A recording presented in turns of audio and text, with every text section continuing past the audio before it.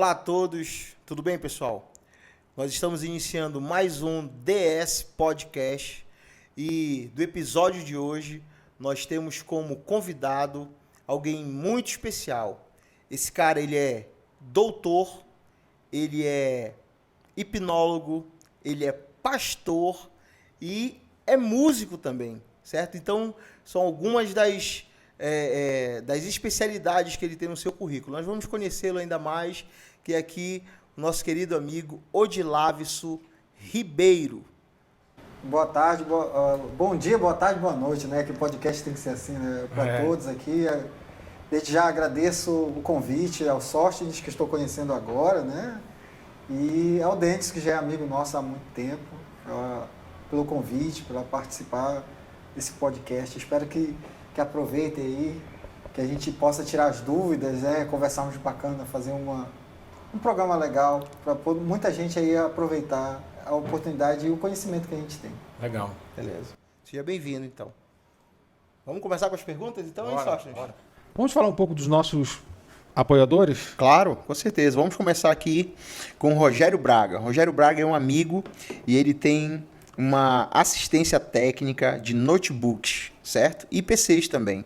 O nome é notebook.com. Então, se você estiver com problema ali no seu PC, no seu notebook, certo? É só entrar em contato com ele, que com certeza você vai ter um atendimento especial e a solução do seu problema. Beleza? Vamos falar também da perfumaria Chama da Amazônia. Se você não conhece, se você quer experimentar outros perfumes regionais, fragrâncias regionais, acesse o site www.chamadamazônia.com.br. Você vai conhecer todos os produtos. Eu tenho certeza que você vai ficar maravilhado com a variedade de perfumes. Eu uso, a minha esposa usa, a gente usa aqui em casa, é sucesso. Então, se você quer conhecer, só visitar o site, eles entregam em casa. Você que está precisando fazer um upgrade aí dos seus perfumes, bacana. Chama da Amazônia. Olha, eu vou te falar uma coisa, Sóstenes, eu preciso conhecer. Não conhece? Ainda não conheço. Vou te dar de presente. Pronto. Então pronto. Está registrado. Bom, eu sempre gosto de iniciar com a trajetória. Né? Fala pra gente como foi o teu interesse pela medicina, né? O processo de ingressar na faculdade foi de primeira, toda essa preparação, a gente sabe o curso de medicina é um curso, acho que é o mais concorrido. Hoje é o mais concorrido. Fala pra gente desse início, porque eu... Na minha época, quando eu passei no vestibular, era o mais concorrido de todos. Eu não imagino. Tinha ninguém que batia em medicina. Mas a gente tem pessoas que estão nos acompanhando, provavelmente estão nessa fase de vestibular, jovens, adolescentes, que eu acho que é importante colocar aqui pra gente esse teu início, como foi da tua trajetória de escolher, poxa, eu quero fazer medicina. Como surgiu isso na tua cabeça? Olha, é uma história longa. Bora lá, deixa eu te explicar. Desde pequeno, minha mãe sempre teve um sonho. Eu sou de uma família bem humilde. Minha casa, quando minha família, meus pais se juntaram, que eles na verdade casaram já muito depois. Quando eles se juntaram, eles moravam numa casa de palafita. Mas aqui em Belém mesmo? Aqui em Belém, lá no bairro da Terra Firme. Nem existia o bairro da Terra Firme, para ser mais exato. Era invasão da Universidade Federal. Então era água para tudo que era lado e a casa era suspensa em palafita. Sim. De madeira, tudinho. A minha mãe, ela sempre teve um sonho de dar alguma coisa melhor pra gente, como todo pai faz, né? Então ela sempre teve a mania de falar assim: doutor, bom dia, doutor, vamos jantar, doutor, vamos comer, sempre o doutor na frente. E desde pequeno sempre fui chamado assim. Minha mãe tinha essa mania de chamar tanto a mim quanto a minha irmã. Eu tenho uma irmã, que é a Odil Maninha, beijo.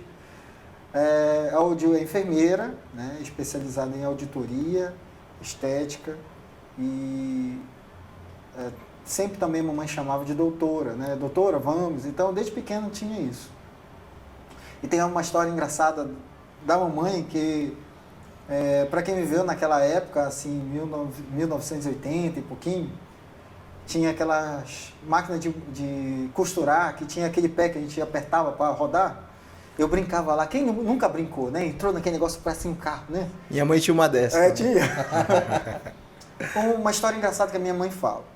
Quando o Tancredo Neves, em 85, tinha conquistado já a presidência da República, ele adoeceu, já para a morte, mas ninguém sabia que ele ia morrer. Apareceu na Globo, lá na televisão, e a mamãe... Eu estava brincando, né, de carrinho, naquele negócio, estava mexendo lá, a mamãe disse assim, poxa, o presidente adoeceu. Daí eu virei para ela e disse, sim, mamãe, esse aí vai morrer. E por acaso, se bem que eu não acredito no acaso, mas ele faleceu mesmo. Né? E a mamãe dizia que aquilo foi por acaso mesmo, e foi, e desde lá sempre chamou a gente de doutor. Mas uma coisa que me fez decidir mesmo ser médico, com 9 anos eu fiz música, eu comecei a estudar música, com um regente de coral da congregação da Terra Firme, no bairro da Terra Firme, que hoje chamam de São Domingos 1, né? Mas na minha época chamava de Congregação Terra Firme. 9 anos eu comecei a estudar música, com 12 anos eu fui para o Tempo Central, lá eu comecei a estudar o saxofone. Lá na 14. Lá na 14 de março, no Tempo Central da Assembleia de Deus, hoje Igreja Mãe, Igreja Mãe, que naquela época era só Assembleia de Deus. Sim. E aprendi música, com 13 anos, 14 anos eu peguei o instrumento, com 15 anos era um profissional. Um garoto tocava na banda, era o primeiro sax do Tempo Central, e tocava em outras bandas evangélicas, e fazia umas palhinhas em alguns outros lugares aí, mas eu sempre tenho esse orgulho de dizer que eu nunca toquei para o mundo secular, sempre toquei para a igreja evangélica. Né? Nada contra, porque eu tenho vários amigos, que vocês também, né? Que tem vários amigos que tocam na música secular, né? Mas eu, pelo menos especificamente, sempre toquei na igreja. Certo dia, com 12 anos, minha família toda tem problema de cálculo renal, pedra. Só que eu não sabia. E eu sou cocólatra de inveterada, certo? Eu adoro uma Coca-Cola gelada, que Deus o livre. Uma Coca depois. Sangue de Jesus tem poder. Mas aí eu tive cálculo. A gente não sabia o que estava acontecendo, eu estava sentindo uma dor insuportável e... Com quantos anos? 12 anos. Cedo, muito cedo. Né? Muito cedo. Aí, com 12 anos, eu senti essa dor e a mamãe não sabia o que fazer, chamou a emergência, a ambulância pegou a gente. E naquela época, o posto do Guamá, que fica na Barão do Triunfo, funcionava. Um minutinho. Então, ela funcionava 24 horas, era de noite, eram 11 horas da noite, assim, mais ou menos. E aquele cara da ambulância levou a gente para lá. Naquele dia, a minha mãe, desesperada, a gente não sabia o que era. Não sabia o que era aquela dor. Para ela, o filho está morrendo, como qualquer outra mãe. Foi no consultório da médica, bateu desesperadamente na porta, disse, meu filho está morrendo, meu filho está morrendo. A médica saiu, uma senhora de idade, saiu e foi me olhar. E eu estava literalmente na maca da ambulância, me contorcendo de dor. Ela, ignorante, virou assim, esse menino está morrendo? Deu as costas para minha mãe, entrou no consultório. De lá veio um papelzinho para fazer um medicamento, que hoje eu sei o que é, né? Que era Buscopan, para passar a dor. E levou para a mulher, ela nem nos atendeu, na verdade. Ela só olhou, passou o medicamento, deu para lá para poder fazer o medicamento e ir embora. Eu não sei se ela estava num péssimo dia, se o plantão dela estava ruim, eu não sei. Só sei que a gente literalmente não foi bem atendido. O rapaz, por sinal, eu nem sei o nome dele, e eu já dou graças a Deus pela vida dele. O rapaz da ambulância, ele se comoveu com a situação e disse para minha mãe que ia esperar ela para levar a gente de volta para casa. E quando nós entramos na ambulância, eu já melhor, já com alívio da dor, eu disse para minha mãe estava chorando compulsivamente. Eu disse para minha mãe, mamãe, te amo, viu? Minha mãe é Adelina, né? Que com certeza eu vou mandar o link para ela assistir o podcast. Claro. Ela chorando, eu disse para ela, mãe, eu vou ser médico. E eu não vou tratar mal meus pacientes. eu vou tratar bem. Por ironia do destino, como se fala a frase, eu nunca encontrei essa médica. Eu sou médico há 17 anos, me formei em 2004 pela Universidade Federal do Pará e nunca encontrei com ela. E, então, desde os 12 anos eu tenho essa vontade de ser médico.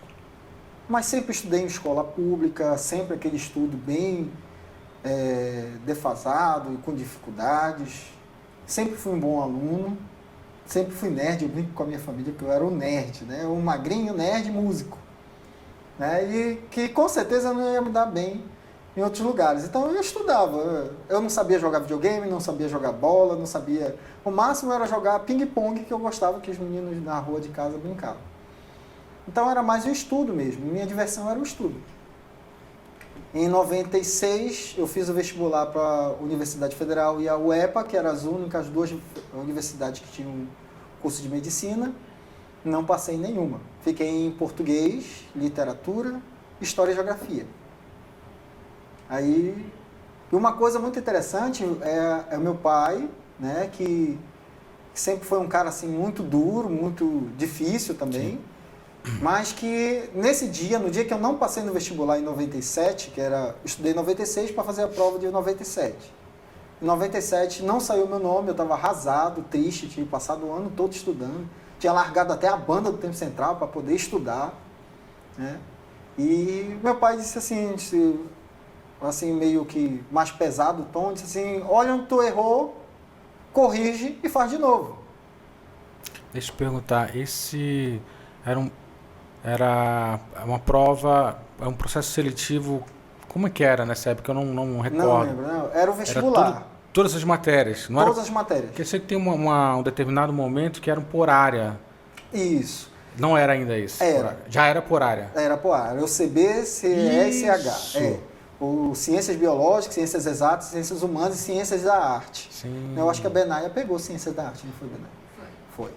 Então, eu era Ciências Biológicas. Nessa época, davam mais ênfase para a parte que a pessoa queria estudar. No caso, Biologia era um peso maior, Física, Química, para o pessoal de Matemática, de Exatas. Entendi. Era então, maior. Era esse vestibular, então, mais específico. Mas tinha as outras matérias. Sim, tinha, claro. Mesmo para Medicina, tinha História, Português. Português. A redação sempre foi um peso, né, para poder a pessoa entrar ou não. Então, só entrava mesmo. Por exemplo, a nota máxima do primeiro lugar este ano no Enem para Medicina aqui na Universidade Federal foi 998. O cara simplesmente fechou a redação e tirou 1000 em redação. Coisa que a mídia hoje não divulga. Então, o primeiro lugar desse ano, que já é Enem, ele tirou 1000 em redação. Né? Naquela época, você era mais pesado, era mais dificultoso. Sim. Né?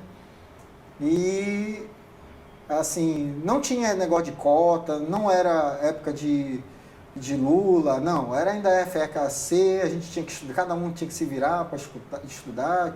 Não tinha as privadas também. Não né? tinha privada, somente só era duas. Pública, só eram essas duas e olha lá. Então, meu pai disse assim para eu verificar onde eu errei e estudar. E naquela época a gente tinha a chance de levar a prova para casa. Então, verifiquei o gabarito, vi onde eu errei e sabia que tinha errado em português, literatura, história e geografia. Então, como nas outras eu tinha fechado, eram 12 questões ou 13, eu nem me lembro mais. Então, eu comecei a estudar mais português, literatura, história e geografia. Já no ano de 98, quando eu passei no vestibular, eu só errei alguma questão em português, umas 2 questões em português, algumas coisas na redação, história e geografia tinha fechado e literatura também. E ainda fui o 110º colocado. 110º colocado.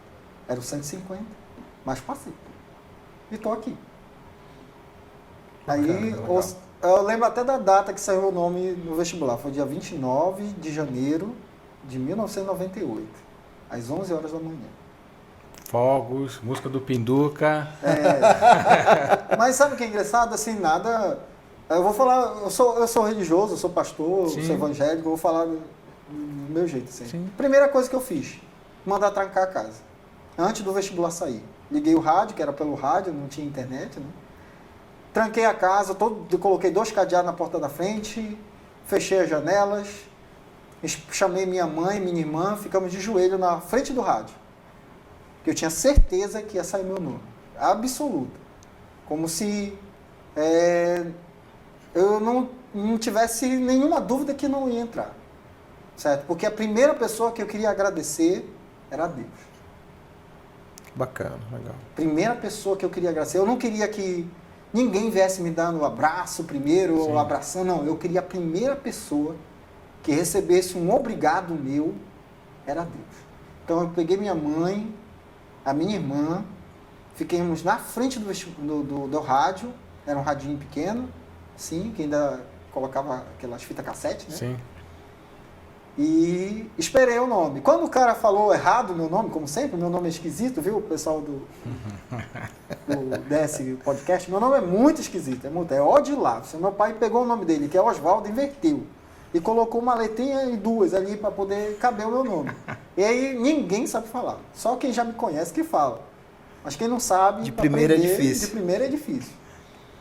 O cara falou errado. Odlavison Monteiro Ribeiro. Mano, ali mesmo apareceram muitos vizinhos na porta, batendo. Abre aqui, abre aqui. Não.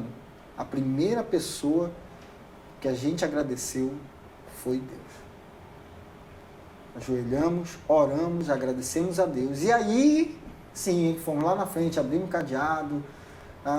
Vários amigos meus, vizinhos foram. Não sei se tu lembra do Pezão, que era baixista. Não lembro. Foi o primeiro que pegou lá um barbeador desamolado, passou na cabeça e feriu toda a cabeça. Até hoje eu tenho as feridas, certo? Uns amigos meus que eram da banda da São Domingos lá, que vieram, aí joga ovo, quebra ovo. Meus irmãos, o Alex, o Alexandre, que são irmãos que a minha mãe criou. O Nilson, que infelizmente nós perdemos, né? Sim, sim. Tem 2 meses que perdemos o Nilson e se for apareceram lá e começamos a brincar, quebrar ovo na cabeça, raspar, foi muito interessante, certo? Mas foi um dia que, por incrível que pareça, eu não tenho uma foto desse dia. Mas eu gravo como se fosse hoje esse dia maravilhoso. Que Único, né? É único. Que legal. Foi 2 anos estudando, mas valeu a pena. E a partir daí, como foi para chegar na questão da ultrassom? Isso aí. Pode ir. Isso, só dar um aperto aí já. Aqui? Já foi. Pronto, já era. Para chegar no ultrassom foi interessante. Para começar, quem faz ultrassom hoje no Brasil, para fazer exames em paciente é médico. Então, o fisioterapeuta conseguiu recentemente o direito de fazer ultrassom, mas ele não pode fazer em paciente, porque ele tem que liberar um laudo. E o laudo é um ato médico. E temos a lei do ato médico que laudos especializados para diagnóstico em paciente tem que ser do médico. Então, hoje no Brasil é preconizado que o ultrassom é um exame operador dependente, ou seja, para você ter um diagnóstico, o operador tem que estar presente. Aquelas fotos que a gente bate e manda com o exame só é para registro. Sim. Ele não mostra o diagnóstico. O diagnóstico é durante o exame. Isso é muito interessante. E muita gente está aprendendo, então o ultrassom é feito pelo médico. O engraçado é que eu não tinha interesse de fazer ultrassom. Nenhum. Depois que eu saí do Exército, em 2006, eu fui para uma cidade no interior do Pará, que é o Marapani, e depois para Curuçá, com a influência de alguns amigos dentistas, o Sandro e o Arthur, que me convidaram para ir para Curuçá, porque lá recebia melhores condições, e a gente mudou de Marapani para Curuçá. E sempre fui um bom médico, como eu prometi para minha mãe, compro até hoje. Sim. Atendo bem meus pacientes, sou um cara cuidadoso, um pouco perfeccionista demais nos meus cuidados. E foi para lá. E lá o subsecretário, que é um amigo meu até hoje, o Sandro Ferreira, ele é dentista, ortodontista, ele me chamou, estava tendo um curso no Hospital de Clínicas de Belém, de ultrassom. Foi o primeiro, acredito que de Belém, foi esse do Hospital de Clínicas. Ele chegou comigo, viu o dizer, chegou comigo e disse, nossa, por que tu não vai fazer o curso? Porque você fazendo o curso de ultrassom, tu pode vir aqui para o interior, para a cidade, e tu faz ultrassom. Aí você ganha 2 vezes, ganha como clínico, e tem um horário para fazer ultrassom, ganha 2 vezes. E eu por influência de uma pessoa muito querida, que eu chamo de madrinha, doutora Soraya Cristina, eu sempre quis ser o cirurgião. Porque eu acompanhava ela desde o meu 2º ano de medicina, eu acompanho ela em cirurgias, meu padrinho, que é o Dr. Sérgio Lima, acompanho eles em cirurgias, eu era fascinado por cirurgia, certo? Então eu tinha cabeça que ia ser cirurgião. Eu disse para ele, olha, Sandro, olha para minha cara e diz se eu tenho cara de ultrassonografista. Ele me encarna até hoje, viu, Denis? Vê se eu tenho cara de ultrassonografista. Eu nunca me vi como ultrassonografista. Ele simplesmente virou para mim e disse assim, Odilson, se tu fizeres o curso, se tu não quiseres ficar, é mais um curso. É mais uma especialidade. Ou seja, quando se tu fizeres cirurgia, vai ter cirurgia e ultrassom. É lógico. O dinheiro dava, que eu recebia, ganhava bem no interior. E eu topei. Fui lá, eram 15 dias úteis, corridos, mas eu não podia ficar metade de um mês, ou um mês inteiro fora do meu trabalho. Então eu combinei com o professor que ficasse 1 semana por mês. Então eu fiz o curso uma vez no mês, 1 semana, durante 3 meses. 3 meses. E era um curso intensivo. A gente eu começava às 7 horas da manhã e saía 8, 9 horas da noite. Estudo, matéria, teoria, prática, muita prática. Sim. Que era vinculado ao SUS, e o SUS tem uma demanda estupidamente reprimida de ultrassonografia, tanto de abdômen, tireoide, mama, obstétrico, muita grávida, muita, a gente perde a conta. Aí foi a primeira vez no meu contato com ultrassom. Quando eu terminei o curso em março de 2007, abri uma vaguinha no hospital, pode falar o nome do hospital? Pode Falar? O Hospital Saúde da Mulher, né? Que eu estou lá até hoje. Uma vaguinha lá no Saúde da Mulher para ultrassonografia. Aí o chefe da radiologia da época, o Dr. Francelino Júnior, perguntou para mim se eu tinha queixo, se eu conseguia me garantir no trabalho. Eu disse, me garanto. E a gente está garantido até hoje. Já tenho 14 anos, vamos para 15 anos fazendo ultrassom, e a primeira oportunidade foi no Hospital Saúde da Mulher. Hoje a gente atua em vários lugares. Eu tenho uma subespecialidade no ultrassom, que é o Doppler, que eu faço aquela avaliação de circulação de veia, avaliação de varizes, essas coisas. Tem muita coisa. Eu já fiz uma média de quantos exames diferentes eu faço no ultrassom. São mais ou menos 66 exames diferentes. De ultrassom. Nem eu sabia disso. Eu que fui fazer a conta. Está dando aula também de ultrassom em outro estado? Tem uma empresa chamada MasMed Pós, que é uma empresa do Rio Grande do Sul, São Leopoldo, que me contratou alguns meses atrás, desde julho, para dar aula de ultrassom. Aliás, desde março, durante a pandemia, tinha aula para dar aula de ultrassom. Então eu sou professor dessa pós-graduação. Legal. E me conta uma coisa, esse período todo, desde o surgimento dessa especialidade aqui em Belém, eu imagino que essa atividade também com a tecnologia ela foi se atualizando, os equipamentos. Ou não? Ou eu estou equivocado? São os mesmos equipamentos de 10, 15 anos atrás? Quem dera. Não. Olha, ultrassonografia no Brasil está desde 1958. Certo?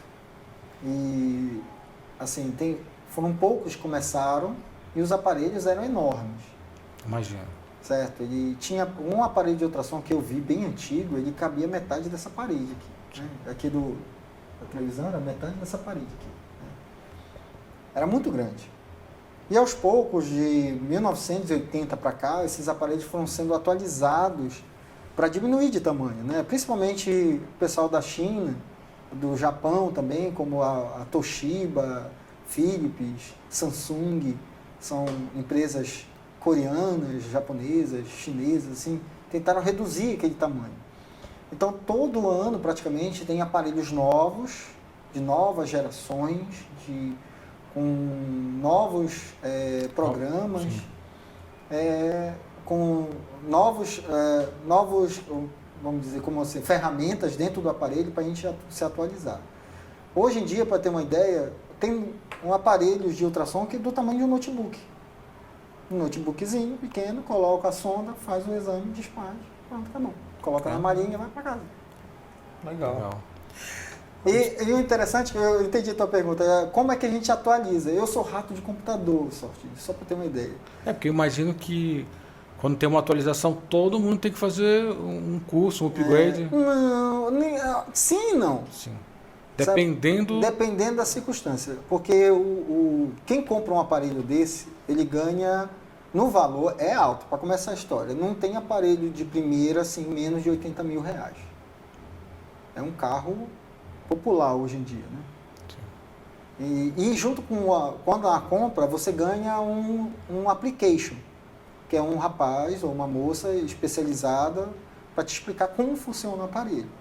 Aí vem a atualização. Entendeu? Só que aí eu vou... na minha história, no meio do caminho, para me sustentar na faculdade, eu tive que fazer outras coisas. Sim. Aí eu aprendi computação e virei até professor de computação na época. Então eu sou meio rato de computador. Vou mexendo, isso aqui é legal, vou lendo no manual, eu tenho mania de ler manual de aparelho, essas coisas, eu sei tudinho, de carro. Essa linguagem dos software, dos programas, é em português ou em inglês? Em inglês. A maioria é em inglês, são pouquíssimos em português. Hoje tem uma empresa chamada Mindray, que já é em português. Mas alguns aparelhos de alta tecnologia são todos em inglês. Então, quem não sabe inglês vai se atrapalhar um pouco. E nem precisa exatamente saber, mas só os comandos que estão lá em inglês já saber o que significa para poder usar o aparelho, né? Mas não é difícil. Dilauio, você fala pra gente como é que gera aquela imagem lá no aparelho para poder dar aquele diagnóstico lá, né? Olha, isso é uma pergunta muito interessante que, por sinal, eu respondi numa entrevista que eu tive domingo na Amazônia Viva com o pastor Célio das Mercês. Sim. Que para mim foi uma honra também, junto com como vocês estão me convidando aqui, uma honra estar aqui. Mas foi com ele uma honra, porque eu escuto o Célio das Mercês desde pequenininho, né? Eu até brinquei lá com eles, assim, a Célio das Mercês até depois das 6, que era o jargão dele na época. Ele fez essa pergunta, como funciona o ultrassom? O ultrassom é um aparelho da seguinte maneira, ele produz corrente elétrica, essa corrente elétrica vai para uma sonda que a gente chama de transdutor, que é aquele aparelhinho que a gente coloca no paciente. Aquele transforma a onda elétrica em ondas de som, de alta frequência, que a gente não consegue ouvir. Eu brinco com o meu paciente quando pergunta que é como se fosse um grito. Ele está gritando, só que entra no corpo e volta como eco. Só que a gente não consegue escutar porque é em alta frequência e o nosso ouvido tem um limite de som. Se for muito grave, a gente não consegue ouvir abaixo de 20 Hz. Ou se for muito agudo, que é acima de 20 mil Hz, que não vai conseguir ouvir, né? E os aparelhos de menor frequência são de 2 MHz. Então a gente não vai ouvir mesmo. Então ele produz um som, que a gente utiliza o gel para um meio de transmissão para transmitir esse som dentro do paciente, dentro do corpo. Ele joga esse som dentro da barriga ou da estrutura que a gente está colocando, bate na estrutura e forma um eco, como se a gente estivesse gritando para a parede e a parede devolve o eco. A mesma sonda, o mesmo transdutor, ele capta esse eco, transforma em energia elétrica e depois vai para o aparelho que ele converte a imagem. Aí o interessante, como é que forma as imagens? Cada estrutura ele tem um eco diferente. É por isso que muita gente manda no exame pedindo ultrassom ecografia, porque ele recebe o eco para poder fazer o gráfico de imagem. E esse som dependendo da intensidade que recebeu o eco, ele forma a imagem. Como, por exemplo, o exame de abdômen total, que a gente vai ver o fígado.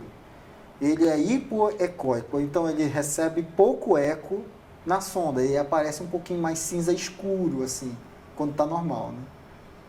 Então a gente olha ali o fígado, mas sabe identificar por causa da quantidade de eco que o aparelho responde. Aí forma a imagem. O nenenzinho também, quando a gente vai colocar, o som bate nele e volta, daí ele vai formar aquela estrutura, tudinho. Tudo é a quantidade de eco que o aparelho responde. Como até expliquei na última entrevista que eu tive, é algo que já é utilizado nos submarinos. O submarino não tem para-brisa para você olhar para onde está indo. Ele utiliza o sonar, que é ultrassom. Ele manda o som, pela água é mais fácil, que é uma onda mecânica que precisa de um meio para poder ser transmitido. Bate na estrutura, ele mede a distância e vai seguindo o caminho dele, sem problema nenhum. Por isso que ele não bate em nenhum lugar, Sim. nenhum animal, nenhuma Então, baleia. pelo que eu estou entendendo, me corrija se eu estiver equivocado, também tem a parte da interpretação dessas Isso, imagens, né? isso. E é importante para o profissional. Né? Que para quem começa não é algo fácil. Para quem já está na lida aí durante anos, como eu já vou fazer 15 anos, é fácil. Os meus alunos ficam, como é que o senhor consegue ver, né? Não, mas são... Minha esposa está grávida, eu vou fazendo os exames, estou com ela, e a doutora fala tudo e eu não enxergo nada. É impressionante. Tem que ir lá comigo para eu mostrar. Inclusive, o Odilavos que acho que fez o primeiro ultrassom da minha esposa, da Benaia, que disse lá, olha, isso aqui é uma menina, isso aqui é uma menina. Eu falei, como? O que tem aqui? Não tem nada aqui. E a parte de interpretação é interessante, que depende muito da experiência da pessoa. Certo? Como eu brinco com meus pacientes, eu tenho pouca experiência, eu só fiz uns 1.300 exames, uns 1.000 exames por mês, assim, durante 15 anos. Então a gente só tem uma pouca experiência, de segunda a sábado, todos os dias fazendo exame de ultrassom. E o Odilavos, assim, muitas curiosidades, muitas surpresas, assim. Demais. Assim, vou fazer, estou procurando uma coisa, achar outra, acontece assim? Bastante. Conta alguma coisa pra gente aí. Uma coisa muito curiosa que já aconteceu, não só uma vez, mas várias, mas vou contar uma específica, sem contar o nome da paciente, por ética. Certo? É o fato de uma mãezinha levar uma jovem de 16 anos no ultrassom. Diz, doutor, minha filha está com gastrite. Ela tem vômito, tem dor na barriga, e ela está muito ruim e eu não sei o que eu faço com essa menina. Como ela tem 16 anos, não é tão indicado a endoscopia. E pediram ultrassom. Tudo bem, quem sou eu para questionar a mãe, né? Vamos fazer o exame, deite aqui, por favor, coloca o gel, vou começar o exame. Aí eu tenho um protocolo na cabeça. Começo visualizando pâncreas, fígado, vesícula, rim direito, rim esquerdo, baço, grandes vasos e, por último, a bexiga.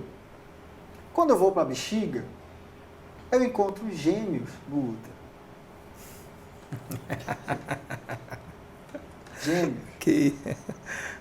Aí você está vomitando muito? Tá. A menstruação está em dia? Não vem, tem uns 3 meses, doutor. Certo. Mas é a tua obrigação informar ela sobre isso, ou o médico que pediu? Não, como médico, é minha obrigação informar o que está acontecendo no com o ato paciente. ali. No ato. Entendi. Tem muitos médicos que querem se abster disso e, segundo o nosso código de ética, é vetado isso ao médico. Eu já li várias vezes esse código de ética. O código de ética é vetado ao médico esconder o diagnóstico do paciente. E se for menor de idade, que é o caso da menina, é vetado ao médico esconder do responsável Sim. ou o diagnóstico daquela paciente. Certo? Então, o meu paciente tem o direito de saber o que está acontecendo com ele. E se for menor de idade, o responsável por aquela pessoa, ele tem o direito de saber o que está acontecendo. Eu disse para a mãe, deixa eu te explicar, sua filha está grávida. Aí começa a confusão. Como? Ela nem tem namorado. É, delicado, né? Delicado. Ah, não, tudo bem. Só que a facada é dizer, mãe, mas ela está grávida, de gêmeos. Olha, abriu o olho, né? Olha a facada, né? Aí vem a confusão, como é isso, quem foi. E disse assim, ó, gente, vocês têm um problema pessoal, de família. Isso vai ser resolvido fora da sala de ultrassom. Tá, isso não pode ser resolvido aqui.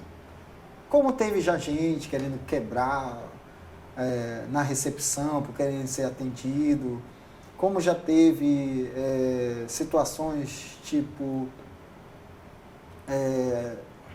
teve uma sobrinha de um amigo meu que pediu, que ele me ligou dizendo assim, nossa, poxa, minha sobrinha, minha afilhada, por sinal, ele tá precisando de ultrassom, ela tá grávida, e eu queria que tu fizesse esse favor para olhar ela. Eu disse, claro, mano, pode mandar. Mandei lá na clínica, onde eu trabalhava na época, ainda trabalho até hoje.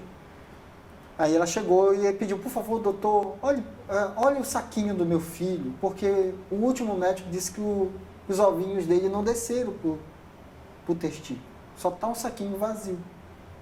Que esse é um diagnóstico de uma doença chamada criptorquidia, que é quando o testículo não desce, fica no canal inguinal, fica na região da virilha e não desce pro saquinho. Eu sei, tudo bem, né? Eu não sei de nada. Coloco o aparelho, olho, vejo o neném, já tinha umas 38 semanas já para nascer já. Quando eu vou olhar as partes íntimas do neném, eu digo para a mãe, não vai descer o saquinho do neném. Não, doutor, é grave. Não, porque não é um saquinho, é uma pepeca. Era uma menina. Era uma menina. Troca todo enxoval agora. Não, ó a briga. Não, Denis, é a briga. O senhor tá errado. Eu já fiz 6 ultrassons e todos disseram que era menino. Eita. O senhor está enganado, o senhor tá errado. A mulher quase quebra lá, fez maior confusão. Eu disse, senhora, eu sei, eu me responsabilizo pelo que eu faço. Pelo que os outros disseram, eu não posso me responsabilizar. Aí, fez maior confusão, quase quebra tudo e saiu da sala. Algumas semanas depois, o tio dela, o padrinho dela, que é meu amigo, me liga e disse, poxa, hoje ele é pastor também. Sim. Ele me liga, seu Dilácio, me desculpa, cara. Desculpa, cara. Mas muito obrigado pelo que tu fizeste. E aí, nasceu? Nasceu. E o que é? É uma menina. É aquela questão da interpretação, né? Das imagens. É difícil. Eu tenho, como qualquer área tem, vocês são excelentes músicos. Eu te conheço, eu sei que tu é um excelente músico. Eu já não conheço muito do teu trabalho. Mas eu ouvi ali, a Benaia me deu um videozinho para assistir da Loucademia de Polícia. Cara, aquela legal, foi uma sacada legal. muito legal. Os temas, né? Eu gostei muito, gostei um sonzinho muito bom nessa trompa aí. Poxa, aí, assim, como tem bons profissionais numa área, tem também aquele péssimo que vocês devem conhecer, algum colega que não está nem aí para a profissão, vai lá para tocar de qualquer jeito, nem cuida do instrumento. Eu conheci vários assim, né? A mesma coisa tem em medicina. Infelizmente tem aqueles excelentes profissionais, tem alguns que se submeteram até atender durante a pandemia. Eu tenho um grande amigo, que ultrassonografista, que infelizmente morreu ano passado, o Dr. Geraldo Gomes. É um excelente ultrassonografista, um dos melhores de Belém, na minha opinião, mas infelizmente morreu. Que, sabe aquela história, por um paga todos? Vem um cara que não tem experiência nenhuma, faz de qualquer jeito e leva a fama e o resto também leva junto. Sim. Então nós temos excelentes profissionais, mas também tem aqueles que não estão nem aí para o que a gente faz, fazem um péssimo trabalho de ultrassom e fazem de qualquer jeito, rápido, e fica difícil, né? Mas aí a gente tem que seguir, porque não pode viver às custas desse pessoal aí. Eu tenho uma dúvida sobre o profissional. Vamos imaginar, sou médico e eu abro uma clínica e eu compro o aparelho, eu posso simplesmente realizar esses exames ou eu preciso de uma licença, de algum curso? No mínimo o curso. No mínimo curso. No mínimo. Porque o Conselho Regional de Medicina, eles vão cobrar de ti que tu tenhas pelo menos a habilidade de fazer. Se, por exemplo, todo médico pode fazer qualquer coisa, o CRM dele dá direito de fazer qualquer coisa, inclusive cirurgia. Mas se houver algum erro, um erro médico, o Conselho Regional de Medicina ele vai cobrar de você a perícia, que você seja perito naquilo. Ou seja, se você tem curso daquilo, se você tem habilidade com aquilo, se você tem experiência com aquilo. Hoje em dia tem a prova de título e o próprio Conselho Regional de Medicina lançou agora o RQE, que é o Registro de Especialidade Médica. Registro de Qualificação de Especialidade, que é o RQE. Você tem que ter uma prova ou então fazer uma residência médica de no mínimo 3 anos para poder ter esse RQE. Mas não impede de outros médicos que não tenham esse RQE de ser habilitados a fazer ultrassom. Tá entendendo? Mas o conselho vai cobrar essa habilidade. Se você tem curso, se você fez esse curso num lugar que tem um certo nome, sim, que tem uma responsabilidade com os alunos, não é qualquer curso. Tem que estar registrado. Entendi. Eu tenho curso de ultrassom pelo Hospital de Clínicas de Belém, né? E pelo Centro de Treinamento de Ultrassonografia de São Paulo, que é o CETROS, que é um dos mais conhecidos do Brasil, né? Então, eu tenho esses cursos, assim, eu não tenho RQE, porque eu preciso fazer uma prova de título, porque eu não fiz residência. Eu fui um curso livre, um curso de pós-graduação, tipo assim. Mas para fazer a prova, precisa de pelo menos 5 anos trabalhando, né? É igual para prova para juiz, né? Você que trabalha com direito, você tem que ter pelo menos 3 anos na área jurídica para poder fazer concurso para juiz. É a mesma coisa para a prova de título, para ter um reconhecimento da Associação Médica Brasileira e a associação dá direito ao RQE. E assim vai. Às vezes eu tenho amigos que dizem assim que eu nem preciso disso, mas a gente já está no processo todo para poder conseguir esse RQE, já são 15 anos de trabalho para a gente ter o registro, tudinho, bonitinho, legalizado. Mas o conselho me permite fazer, eu Sim. podendo mostrar, não, eu tenho habilidade, está aqui o meu curso, está aqui minha certificação, pode ir atrás na empresa que existe, que no caso a CETROS, o Hospital de Clínica, vai estar lá o meu registro, tudinho direitinho, tudo organizado. Uma dúvida, olhando para um cenário internacional, existem alguns aparelhos mais modernos em outros países que conseguem diagnosticar algumas doenças que de repente os que tem aqui no Brasil têm uma limitação ou é um jeito padronizado? É padronizado. Padronizado. Por exemplo, vamos dizer que na Coreia surgiu um aparelho muito mais sofisticado. Sim.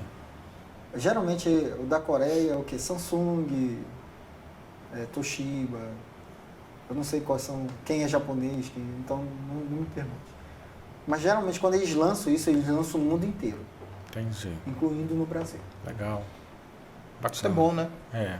Então essa parte de especialização, nós temos o que a gente tem que fazer muitas das vezes, a gente que é especialista em uma área médica, seja ela qual for, só tem que se atualizar. Congressos, novidades, cursos de especialização, que vêm com novas ideias, com novas perspectivas, com novas pesquisas, para a gente ficar inteirado nessas coisas, né? Porque sempre muda alguma coisa. Não muda tanto, mas muda alguma coisa. E a gente tem que estar inteirado. Por exemplo, uma coisa muito interessante, falando com as mulheres, já que a gente acabou o Outubro Rosa, e começamos o Novembro Azul, o ultrassom, hoje em dia os ginecologistas e obstetras já estão pedindo não só o ultrassom de mama e o transvaginal, como tireoide. E algumas pacientes chegam comigo, doutor, por que ele pediu tireoide? Porque a incidência de nódulo tiroidiano é muito grande, e é muito grande no sexo feminino. No homem tem? Tem. E tem vários pacientes, homens que têm nódulo tiroidiano. Mas a incidência maior é na mulher. Então, Tem algum porquê disso?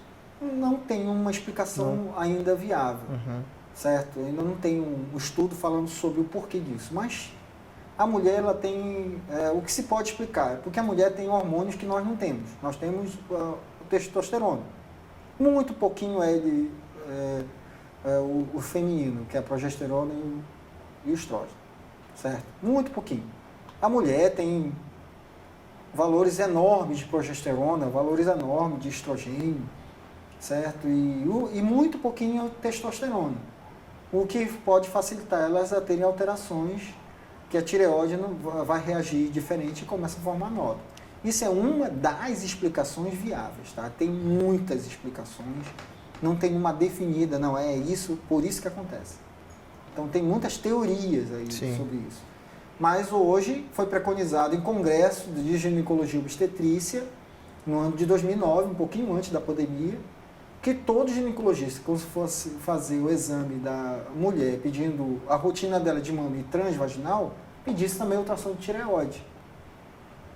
E vamos dizer, de 100 pacientes que eu faço que tem esse exame de ultrassom da mama, transvaginal e tireoide, de 100, 60 vão ter nódulo tireoidiano. É alto, né? Altíssimo. Mas tem. Eu tenho nódulos em tireoidiano. É pequeno, mas os hormônios são normais, tudo, né? Sem problema nenhum. Mas aí, eu, homem, tenho. E algumas mulheres, como minha mãe tem, a minha irmã tem, né, também, tem tireoidite. E assim vai. Tem muitas mulheres, a incidência na mulher é maior. Mas o homem também tem. Uma coisa assim que é interessante também falar aqui. Digamos, a mulher, ou sei lá, o homem achou algum nódulo no corpo. Uma mulher achou um nódulo na mama ali, fez aquele exame de toque e tudo mais. O que ela tem que fazer? O que ele tem que fazer? Tem que ir direto no... vou fazer um ultrassom para ver do que se trata? Vou num especialista? O que tem que fazer ali? Isso é uma pergunta muito interessante que na entrevista da última vez eu falei e vou falar de novo aqui. É muito interessante essa pergunta. O médico assistente, que é o primeiro médico que você vai pedir algum exame, alguma coisa, é que ele tem que avaliar você. Perfeito. Tem muita gente que pega assim, não, eu vou fazer logo ultrassom antes de levar para o médico. Isso está errado. Vamos ser sinceros aqui. Está errado. Tem que ir primeiro no médico.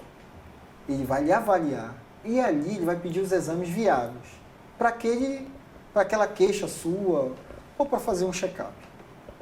Ele vai ver quais são os melhores exames para vocês e os viáveis, porque tem alguns que não são viáveis. Porque chega uma jovem de 26 anos na clínica pedindo uma mamografia, mas o Ministério da Saúde preconiza que as mulheres só façam mamografia a partir de 40 anos.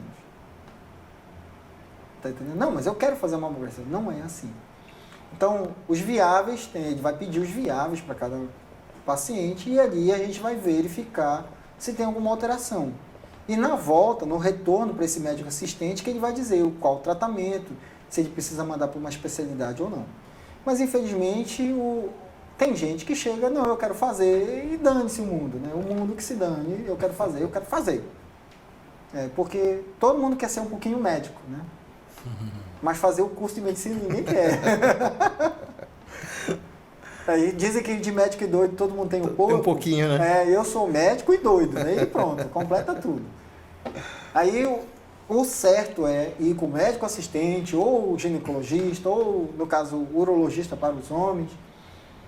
Quero vir fazer meu check-up. Ele vai pedir todos os exames, incluindo os ultrassons. No caso da mulher, mama, transtireoide. No homem, a tireoide, abdômen total e próstata.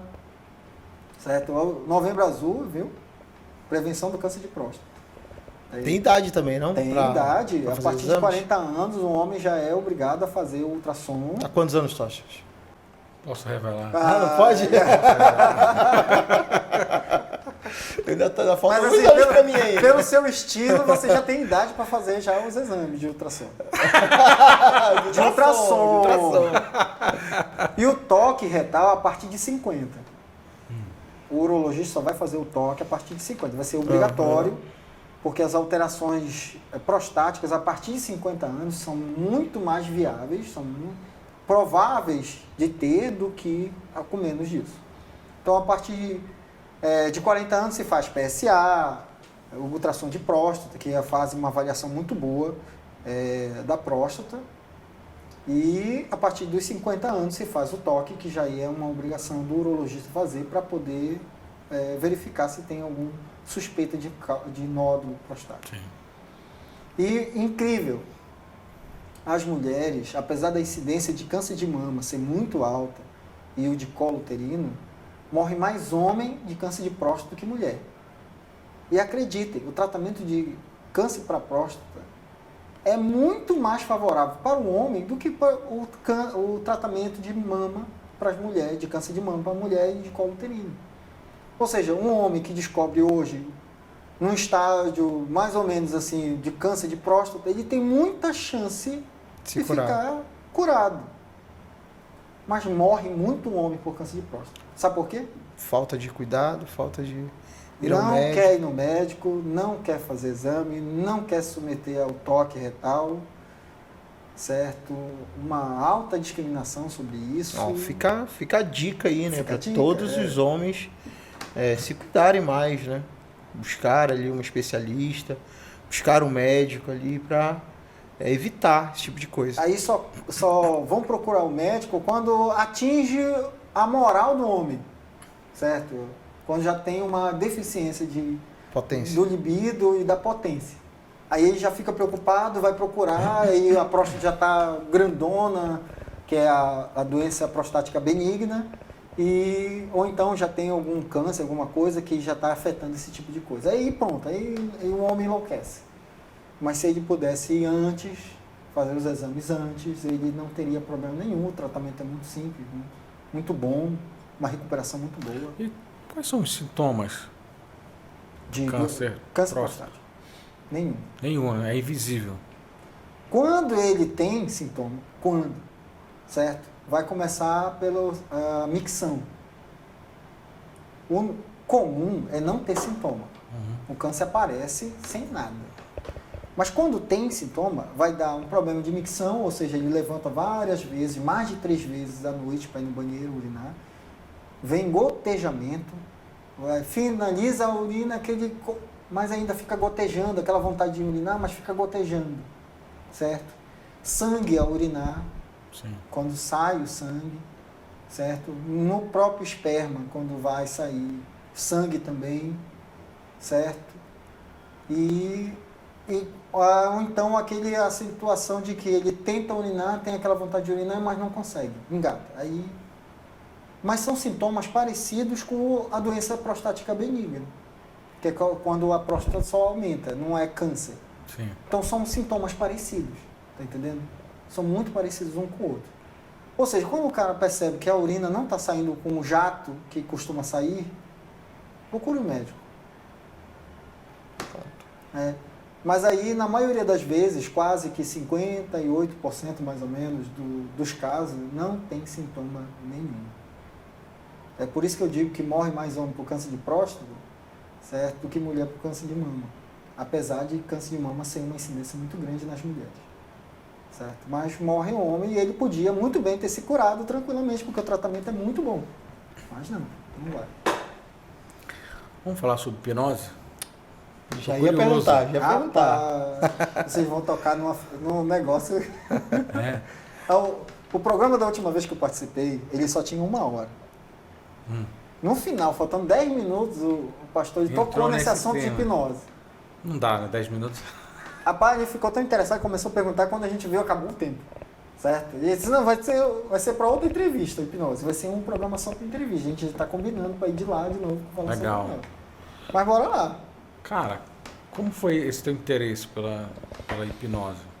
Aí eu vou ocupar de novo. Essa hipnose é dentro da tua função como médico? Não. Qualquer um pode aprender hipnose. Sim. Porque a hipnose nada mais é do que uma ferramenta. Sim, entendo, mas tu utiliza como médico uma ferramenta? Tá, na minha área de ultrassom, não. Sim. Certo? Eu acabo sendo um terapeuta holístico, Sim. certo? Com título de médico. Porque eu utilizo como terapia a ferramenta hipnose para ajudar na terapia de ansiedade, depressão, Sim. de dores. Isso é raro, né? Oi? Isso é muito raro, né? O que, Rafa? Um médico utilizando essa ferramenta. Né? Acho que é a Olha, primeira vez que eu estou... Médico, sim. É raro. São pouquíssimos médicos no Brasil que fazem. Pouquíssimos Sim. médicos. Mas não é uma quantidade pouca também. Assim, só 2 médicos por capital. Não, tem vários. Aqui em Belém eu conheço acho que uns 5 médicos que trabalham com hipnose. É mais terapeutas holísticos mesmo, que o utilizam. Mas o médico em si, médico, dentistas também utilizam bastante. Aqui em Belém eu conheço uns 4 ou 5 dentistas que utilizam a hipnose para anestesia, para anestesiar aquele paciente que tem alergia à anestesia deles, que não pode fazer. Como é que arranca um dente, ou faz um canal, ou faz uma obturação? Aí como é que faz? Hipnose nele. Paciente com fobia de dentista. Olhar para aquela cadeira. Foi engraçado que uma vez eu estava numa clínica odontológica, aí um rapaz precisava fazer uma obturação. Precisava deitar na cadeira. Pô, tinha que deitar na cadeira. Mas ele tinha fobia de deitar naquela cadeira. Ele tinha medo. Horrível. Eu conversei com ele sobre hipnose, disse para ele que ele queria uma sessão para poder tirar aquele medo para poder participar. Mas por infelicidade veio a pandemia e a gente acabou não tendo essa sessão. Mas a hipnose ajuda a tirar essa fobia para ele poder falar. Um exemplo de um paciente meu, uma paciente minha enfermeira que tinha fobia de público, falar em público. Uhum. Ela precisava apresentar o TCC dela, me encontrou na internet e pediu uma sessão para poder ela se acalmar e apresentar o TCC dela. Ela foi lá e levou o namorado, na época era namorado. Aí o namorado viu a primeira e a segunda sessão, foram só 2 sessões. Aí na segunda ele pediu, doutor, o senhor faria em mim também? Porque eu tenho que apresentar ele era engenheiro elétrico e precisava apresentar um trabalho aqui na Eletronorte, que fica ali na Perimetral. E valendo uma vaga de emprego para ele. E que se ele fosse bem, ele na hora ia ser contratado e ia conseguir o que ele tanto queria, sair da faculdade direto para o emprego. E poxa, Eletronorte, né? Salário garantido. Né? Você tá. Aí eu hipnotizei ele, mas antes eu perguntei para ele, disse assim, você tem medo de falar em público? Eu tenho. Qual é o lugar que você costuma falar? A gente está no barzinho ali, bebendo, entre os amigos ali, só os amigos, eu falo bobagem, conversa, a gente se ri. Tá, hipnotizei ele, e disse assim, a partir de agora, quando você estiver lá no palanque, é uma sugestão, lá no palanque, quando você perceber, olhar para frente, vai se sentir como se estivesse junto com seus amigos no bar. E vai ficar à vontade para falar. É uma sugestão. Eu vou ler já a definição de hipnose para você, já. Aí eu fiz a hipnose, no outro dia ele ia fazer a apresentação, eu só soube pela ex-namorada, que na época era namorada, que ele tinha conseguido o trabalho.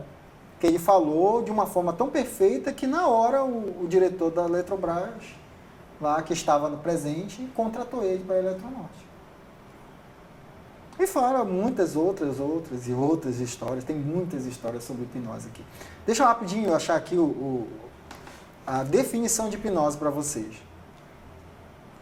Pela Sociedade Brasileira de Hipnose, que tem, que ninguém acredita que tem, mas tem, que ela resumiu, porque tem várias definições para hipnose, e algumas dessas são muito conturbadas, as pessoas não sabem exatamente em que acreditar. Mas aí a sociedade fez um resumo, a Sociedade Brasileira de Hipnose. Por sinal, do Eric, tomara que ele esteja assistindo, o DC Podcast. Né? Olha, a hipnose abrange qualquer procedimento que causa, por meio de sugestão, mudanças no estado físico ou mental, podendo produzir alterações na percepção, nas sensações, nos comportamentos, nos sentimentos, nos pensamentos e na memória, utilizando uma sugestão.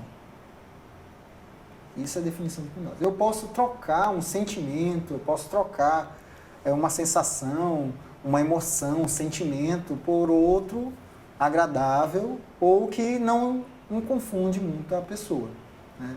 A gente é como se fosse um tabuleiro, eu troco um lugar de outro. Sim. Que naturalmente a psicoterapia, ela faz isso, com milhões de sessões ela vai conseguir fazer isso. A hipnose já é mais curtinho, porque deixa a mente aberta para uma sugestão e é mais fácil a mente aceitar a sugestão e modifica mais rápido. Entendeu? Interessante, né? Antes de vir para cá, eu trouxe o Odilavson, e a minha filha tomou 2 injeções, né? Uma em cada braço. E ela estava conversando com o Odilavson lá atrás no carro, falou, meu braço está doído, e ele fez uma sessão rápida com ela. De olhos abertos ainda, né? Pois é, aí falou assim, e a dor, cadê? Ela falou, incrível, a dor não sumiu. Minha filha de 9 anos ficou impressionada lá na hora, e a gente rindo lá no carro. Uma sessão rápida de hipnose e a dor sumiu. Incrível, né? Tem muita gente que acha que hipnose é de olho aberto, a pessoa vai contar os segredos, ou então é coisa do diabo. Só para lembrar, eu sou pastor, viu? Eu não trabalho com o diabo, não. Trabalho para Deus, graças a Deus. E não é coisa do diabo, a gente não descobre segredo de ninguém, a não ser que a pessoa queira falar. Porque, principalmente terapia, tem algumas situações que tem várias versões da hipnose. Uma delas é a da apresentação, a hipnose por entretenimento. Que é que o pessoal coloca na internet, sim, fazendo alguém mudar a gestão, dançando, ou então comendo uma cebola ao invés de maçã, pensando que é uma maçã e assim por diante. Aquilo ali é hipnose de entretenimento. Hipnose de palco. Aquilo é para fazer aquilo, para ser engraçado ou teoricamente engraçado. O que eu faço é hipnose clínica, é para terapia, para controle de algum medo, ansiedade, no caso de dor.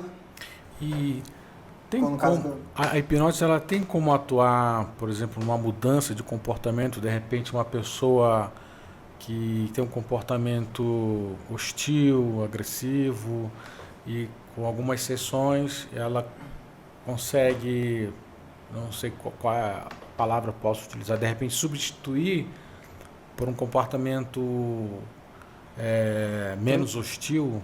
Poder pode, mas aí tem uma questão muito interessante sobre terapia em geral.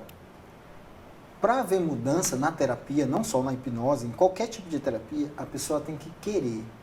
É algo permissivo. Ou seja, vamos dizer que o Denison aqui é um terapeuta, eu quero fazer uma terapia com ele. E se ele chegar comigo, vamos fazer a terapia. Se ele usar todas as técnicas dele, mas eu não estiver nem aí para a técnica dele, não fizer nem nada, eu nem ligar para o que ele está falando, não vai ter resultado nenhum. Porque eu não quero. Se a tal pessoa com uma mudança hostil não tiver um problema químico também, sim, como doença de bipolar, por exemplo, esses bipolares precisam do medicamento, tem que estar com o psiquiatra, porque é uma doença ruim mesmo, é uma alteração química. Mas se for só de comportamento mesmo, e ela quiser, não, eu quero mudar 100%, certeza absoluta, eu quero mudar, hipnose ajuda, certo? Como foi o caso de um garoto, um pastor que tinha um sobrinho que tinha mania de fumar uma maconhazinha. Amigos, sabe aqueles amigos que não prestam? Que não levam para canto nenhum? Pois é, esses amiguinhos aí levavam ele fumava maconha. E chegava em casa fedendo, já transtornado, ou havia uma confusão dentro de casa. Esse pastor primeiramente me pediu para cuidar da mãe dele. Porque no momento que ela criava uma ansiedade sobre essa situação, ela começava a fumar. Ela é crente na igreja, no ciclo de oração, mas quando entrava numa crise de ansiedade, ela acendia o cigarro e fumava. Tá? E não pense, meus queridos evangélicos, que não tem esse, viu? Os maiores clientes que eu tenho são evangélicos, com problema, com distúrbio de bebida, de ansiedade, de fumo e muitas outras coisas. Tá? Então, não é só o povo que não é crente, não. Tem muito crente com problema de depressão, certo? Com problema de ansiedade, que são os meus maiores clientes. Então, a mãe desse pastor tinha esse problema, eu, com a hipnose, com 2 sessões, se me falha a memória, ela parou de fumar. Ela não entrava mais em crise de ansiedade, ela não entrando mais em crise, não fumava. Parou, todo mundo achou estranho. Esse garoto ficou sem égua. A vovó parou de fumar. Ele pediu pro tio, que é pastor, para vir falar comigo. Eu perguntei para ele, você quer deixar a maconha? Ele disse não. Tem que querer, né? Eu acho muito bacana fumar. Isso aí pega, né? Eu fiquei pensando, o que eu posso fazer para ajudar o pastor? Porque o pastor me pediu, por favor, que me ajudasse ele nesse quesito.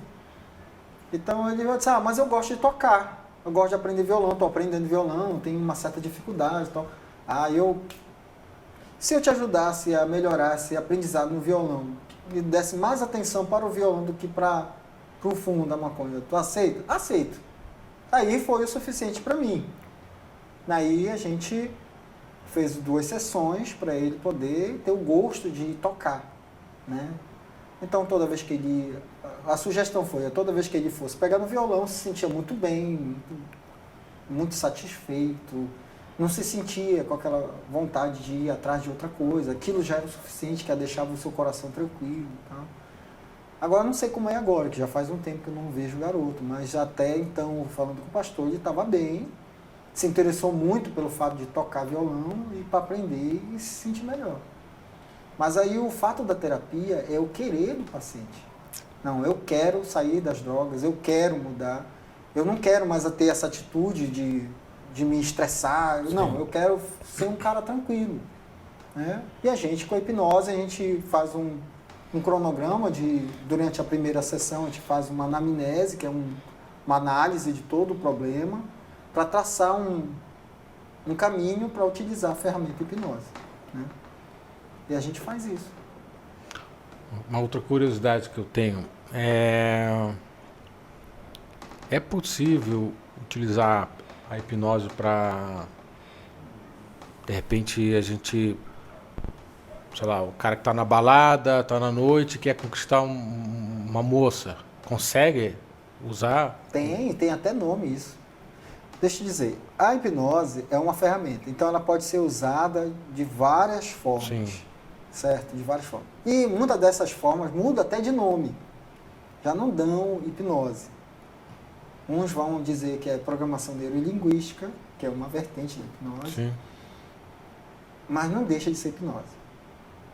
Que foi... Às vezes pode até acontecer sem a pessoa perceber.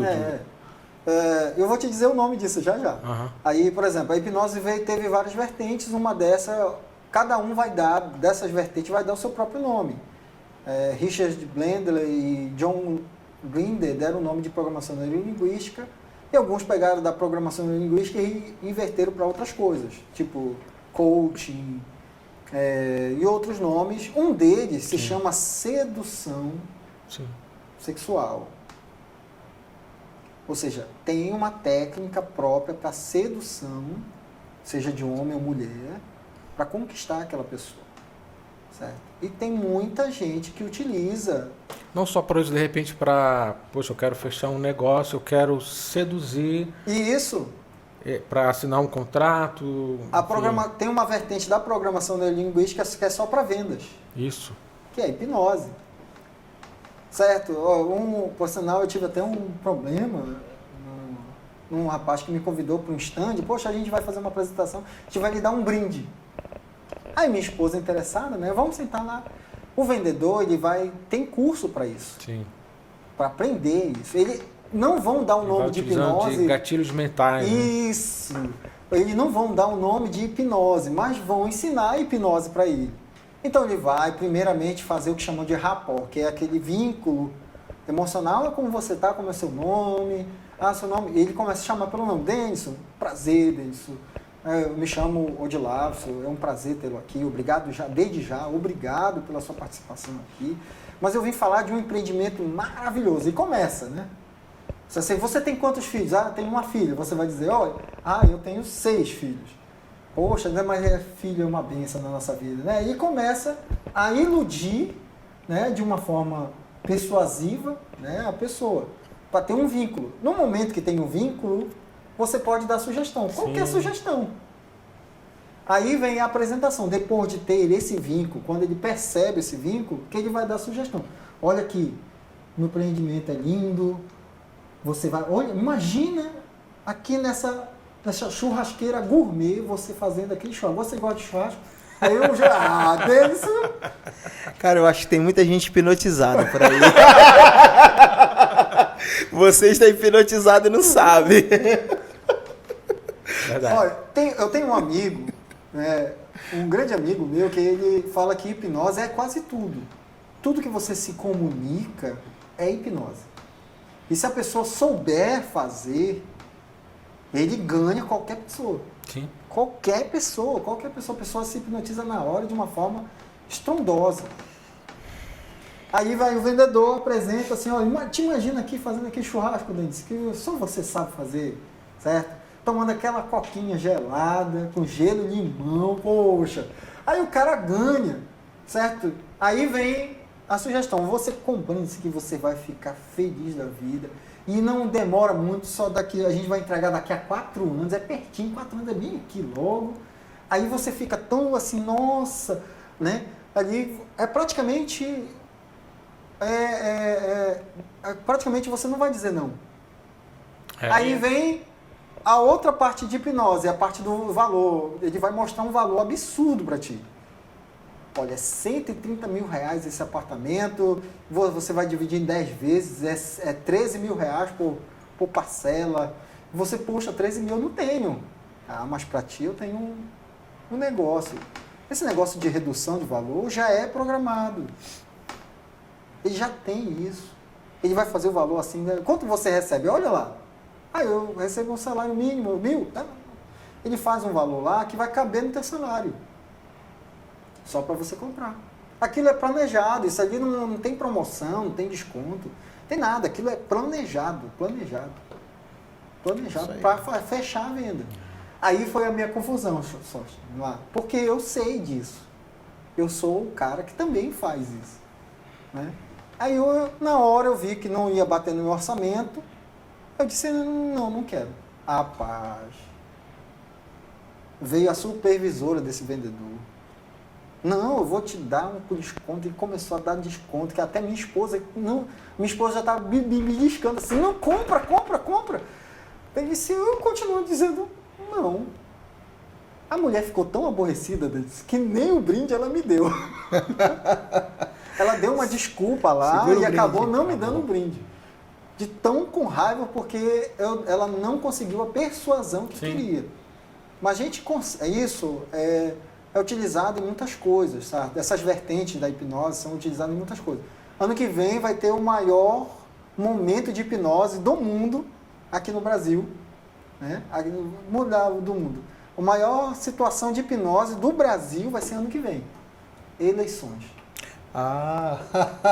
Peguei no ar. Né? Peguei. Porque os maiores atos de sugestão indireta, que é crime no Brasil, tá? Vai ser ano que vem. Aqueles carrinhos sons passam ali o númerozinho, né? 15, ou 45626, que são 2 vereadores que eu conheço, né? Aí, não falando o nome de ninguém. Mas aí eles vão começar a soltar música de número aí à vontade, vão dar panfletinhos, para você ver os números, vão estampar em todas as partes de Belém. Aquilo são sugestões indiretas, que a gente chama de subliminares. Que quando lá na hora a pessoa, esqueci o nome do meu candidato, deixa eu lembrar da musiquinha. Já era. É, incrível, né? Para vocês terem uma ideia. Então, assim, quem tiver o maior poderio de sugestão, vai ganhar no ano que vem. Ganha. Interessante. Outra questão, né? Outra pergunta. Eu quero ser hipnólogo. Hipnólogo? Isso. Assim, o que eu tenho que fazer? Onde é que tem um curso? Sabe? Tem muito. Sabe dizer com a aqui? pandemia tem muitos cursos online, muito bons. Eu já fiz muitos deles. Eu tenho vários cursos, na verdade. Eu tenho quase 5.000 horas. 5.000 não, mas umas 1.000 horas de curso eu tenho de hipnose. Eu tenho a minha técnica específica, que eu gosto muito de utilizar, que é uma técnica advinda do Fábio Puentes, aquele uruguaio, bem dormido, que para mim, na minha opinião, é uma das melhores, mas ele não tem curso online, certo? É só curso presencial. Mas tem o Alberto Delisola, que tem curso online, que é da High Brain, o Lucas Naves, que também tem curso online, que são na internet, é só colocar o nome deles que aparece. São pessoas, o Alberto, ele é psicólogo, professor de hipnose. O Lucas Naves, ele é psicoterapeuta e professor de hipnose também. Fiz já curso com eles dois. Fiz cursos com o pessoal da Hipnose na Prática, que é o Felipe Lima, que são gêmeos. E fiz curso com um amigo meu chamado Adam, né, que é o Adam Sobrinho. Por sinal, agora em dezembro ele vai ter um curso, dia 4 e 5, já dá para fazer uma propaganda, viu, Adam? Do curso de hipnose aqui em Belém, que ele vem visitar minha família, somos muito amigos, ele já tem, desde 2016, já tem 5 anos que a gente não se vê, e ele disse assim, eu vou em Belém agora em dezembro. Daí ele aproveitou e vem fazer também um curso de hipnose. É um curso muito bom, muito prático, você sai já sabendo hipnotizar. Mas tem vários cursos com todas as técnicas que você pode aprender, tanto online quanto presencial. O online é mais em conta, mas é um em conta assim meio caro. O mais barato que tu vai encontrar, que seja um curso bom, porque tem vários. Se tu for entrar em um curso desses aplicativos Udemy, Hotmart, tu vai encontrar muitos cursos de hipnose. Uns com R$600, R$500, R$200, de R$800, mas são cursos muito fraquinhos. Eu vou ser sincero. Cursos bons, R$1.000, R$1.500, R$2.000, R$3.000. O do Alberto varia de R$1.500 a R$5.000. Certo? Tem um curso completão que ele ensina tudão, beirando R$5.000. Mas ele ensina tudo. Eu tenho uma subespecialidade em hipnose, que é a hipnose de vícios, certo? Que eu fiz com o Alberto e foi algo que ele me deu de presente, por sinal. Eu ganhei essa subespecialidade porque eu tinha comprado vários cursos dele e ele me deu de presente esse curso. Somos amigos, nós dois. A gente conversa muito pelo Instagram, mas ele é um cara muito famoso entre a gente, né? Ele é mnemonista também, ele memoriza, eu também sou mnemonista, eu costumo memorizar as coisas.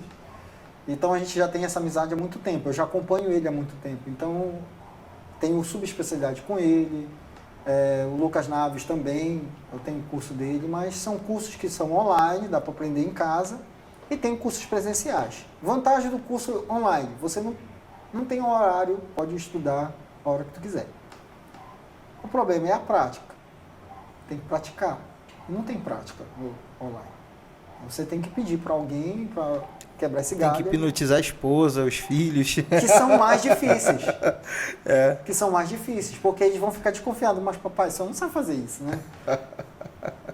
Do que alguém desconhecido. Sim. Porque o desconhecido, eu quero ver essa parada. Então ele fica curioso, essa curiosidade já dá a chance de hipnotizar. Tá entendendo? E é mais difícil. E detalhe só, eu vou culpar minha mãe de novo. A culpa de eu fazer hipnose é da minha mãe. Em 2014, quando a minha mãe tinha operado o joelho, ela colocou uma prótese no joelho, mas ela tem artrose no tornozelo. E sentia muitas dores no tornozelo. Dores que o médico disse assim, olha, não tem prótese de tornozelo, não tem como trocar. Você vai sentir dor pro resto da sua vida. Aí, poxa, quem não fica com dó da própria mãe, sentindo dor, Aí eu ali, agoniado, minha mãe sofrendo, chorando, indo para a igreja, ela fazia as orações de 6 horas da manhã lá na nossa igreja, ia chorando. Isso incomoda qualquer um. Aí eu vi Fábio Puentes, o uruguaio, que vai bem dormido, na Fátima Bernardes, fazendo alguém perder a vontade de fumar, na hora. E não tinha visto a mulher, lá na hora ele fez ela perder a vontade de fumar. Eu quero aprender isso. Peguei, arranjei o telefone dele e perguntei para ele se servia para dor. Ele me disse que na Santa Casa de São Paulo, um centro de referência do Brasil e do mundo, que é a Santa Casa de São Paulo, tem o setor de dor. E lá tem um hipnólogo, inclusive ele, para tratar de dor. Todo tipo de dor, todo tipo. Seja de câncer, seja de dores, fibromialgia, qualquer tipo de dor, incluindo dor do membro fantasma. Sabe aquelas pessoas que amputam a perna ou o braço? Sim. E começa a coçar ou doer o pé, mas o pé já foi amputado. Ele sente dor. É o que chamam de dor do membro fantasma. Não tem remédio para isso. Como é que vai dar remédio para alguém que já perdeu a perna? O efeito da química não vai existir. Hipnose ajuda. E é engraçado falar disso porque um amigo meu me convidou para fazer a sessão do filho dele. Ele tem uma clínica de quiropraxia. E eu fui fazer a sessão e na hora o filho dele não foi. Apareceu um paciente dele que tinha câncer de esôfago, de faringe. E devido à radioterapia, lesionou o trigêmeo, que é um nervo que passa aqui na cabeça. E ele não conseguia abrir o queixo. Falava assim. E quando travou o queixo dele, devido ao trigêmeo, a dor era insuportável e para completar ele tinha aberto um canal. E não conseguia abrir a boca para terminar o canal. Então ele tomava doses absurdas de morfina para poder aliviar um pouco a dor, mas mesmo assim não passava. Esse meu amigo disse assim, já que tu estás aqui e o meu filho veio, tu tem como avaliar esse paciente? Tem. Eu fiz que nem teu filho, de olhos abertos. Eu posso fazer uma sessão com o senhor de olhos abertos? Ele falou, pode fazer. Eu sei que não vai dar certo mesmo. Olha só, eu sei que não vai dar certo mesmo. Eu não acredito nisso. Muita gente fala sobre isso de hipnose. Hipnose não é uma crença, tá? Só para deixar claro. Hipnose não é crença, não é religião, não tem nada a ver com religião. É algo científico mesmo. Que ainda tem muito pouco estudo sobre isso. E então eu peguei e comecei a fazer algumas brincadeiras com a mão dele, de tocar, como eu fiz com a Denise. Né? Olha, presta atenção nesses toques que eu estou fazendo no senhor. Comecei a tocar no antebraço dele. E toda vez, em algum momento dos toques, eu passava a mão no queixo dele assim, sem dor completamente. E preste atenção só nos toques. Ele prestava atenção e em algum momento, quando ele se despercebia, eu passava a mão no queixo sem dor completamente. Aí eu fiz a contagem que eu fiz com a Denise, né? Vou contar de 1 até 5, pode ser de 1 até 3, contanto que tenha contagem. Quando tem contagem, é hipnose, tá? Eu vou contar de 1 até 3, e já é hipnose. Já é uma sugestão hipnótica. É uma que chamam de expectativa, que faz parte da formulazinha para alguém chegar a um estado hipnótico. É expectativa. E a expectativa, a contagem é quando eu chegar até 3, isso gera uma expectativa. Então, isso quando eu chegar até 5, o senhor vai estar sem dor completamente. A mulher dele já fazendo o cara do lado, com a cara bocas assim. Isso não vai dar certo. Negócio simples desse não vai dar certo. Não vai dar certo. Ele toma doses absurdas de morfina, não vai parar de dor. Aí, de vez em quando, sem dor completamente, presta atenção só nos pontos. Aí, sem dor completamente, 2, cheguei no 5, eu fiz o que chamamos de tirar a ideia da cabeça dele, olhar para outro lugar, o que é aquilo, só para ele não ficar procurar a dor logo de início. Né? Ele olhou, tá, não é nada. Ele disse assim, agora procure a dor, por favor. Meu Deus. Tá sentindo alguma coisa? Não. É a primeira vez em meses que eu não sinto dor. E eu não usei uma gota de remédio. E detalhe, ele ficou... Quando ele, assim... Volta aqui de novo, ele fica tocando... Ele pedia para a mulher dele tocar no braço dele, porque voltava a sensação de que não estava com dor. Sim. É algo muito pouco explorado, certo? Mas é algo que a gente tem que eu acho que seria interessante os cientistas, os médicos, utilizarem.